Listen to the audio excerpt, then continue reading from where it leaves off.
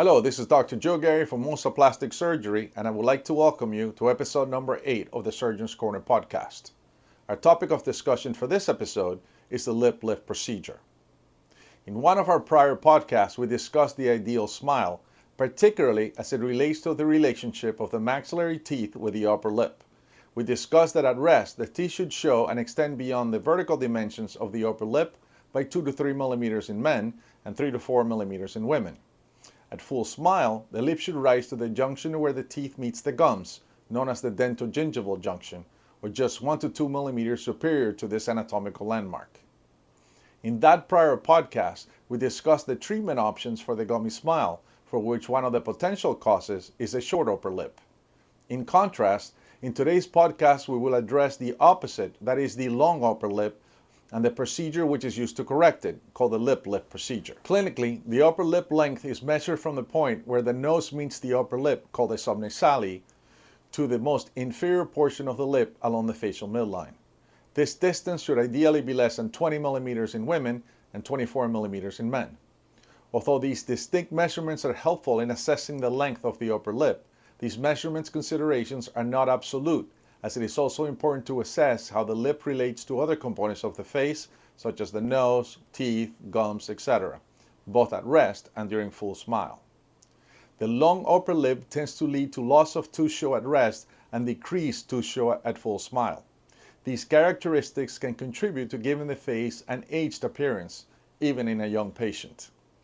Although at times seen in younger patients, the long upper lip is mostly seen as we advance in age due to the effects of gravity on the soft tissues of the face, which over time can result in upper lip lengthening.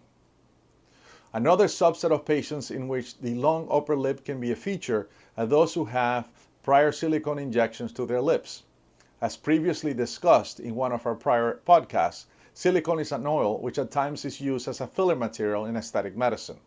However, in a significant subset of patients, silicone tends to elicit a foreign body reaction which can lead to a distortion of the tissues into which the product is injected.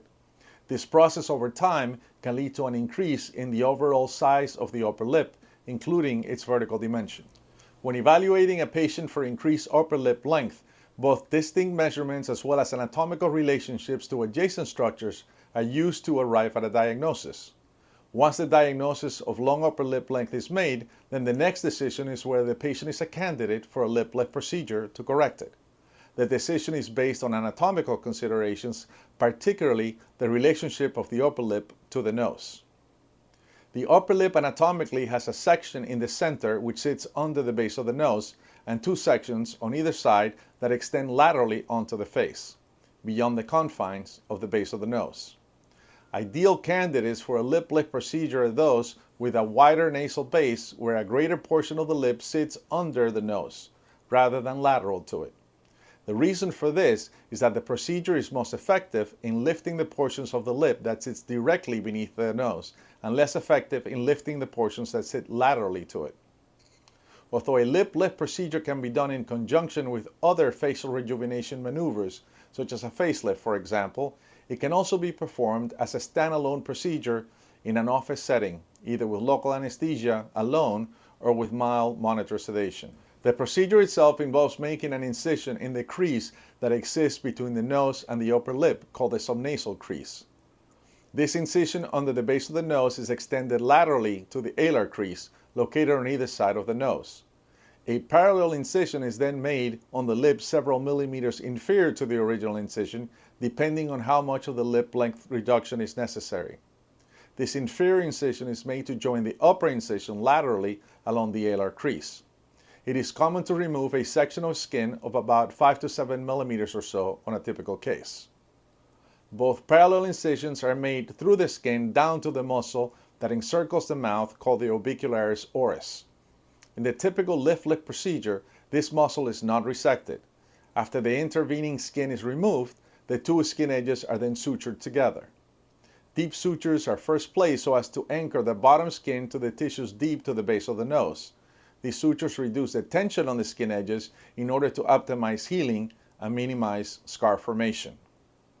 The lip lift procedure not only leads to a decrease in the vertical dimension of the lip, but it also causes a rolling effect to the lip, leading to a subtle increase in the visible mucosal or pink portion of the lip. The resulting scar in the subnasal crease is hardly visible once it matures. If indicated, there are other adjunctive procedures that can be incorporated to lift the extreme lateral portions of the lips that sit outside the confines of the base of the nose. This, however, leads to scars located in the skin on the lateral aspects of the lip just superior to the pink mucosa. There are certain situations in which the lip lift procedure is not recommended, as in patients with vertical maxillary deficiency in which the upper jaw sits too high on the facial skeleton, giving the false appearance of a long upper lip.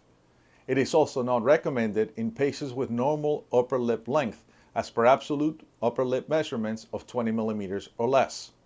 Caution should also be exercised in patients who have a narrow nasal base, as lip lift procedures done in these patients can lead to a sad, inverted, U-shaped lip configuration.